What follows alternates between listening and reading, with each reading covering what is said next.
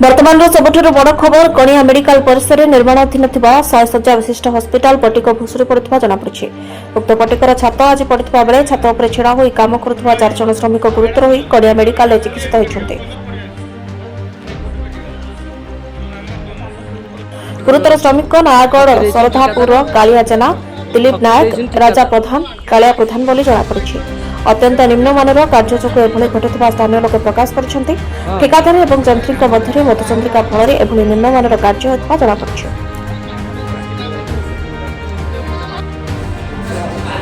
वर्तमान सबुठ बड़ खबर कणिया मेडिकल परिसर में निर्माणाधीन 100 शज्या विशिष्ट हस्पिटाल पटिक भूसुरी पड़ता जमापड़ी। उक्त पटिकर छात आज पड़ता बेले छात उपर छिड़ा होई काम करुवा 4 जण श्रमिक गुरुतर होई कणिया मेडिकल में चिकित्सित होइछन्ते। गुरुतर श्रमिक नयागढ़ सरधापुर कालिया जेना, दिलीप नायक, राजा प्रधान, कालिया प्रधान बोली जमापड़ी। अत्यंत निम्नमानर कार्य जो एभली घटुवा स्थानीय लोक प्रकाश करछन्ते। ठेकादार एवं जंत्रीक मध्य मधुचंद्रिका फल एभली निम्नमानर कार्य होता जमापड़ी।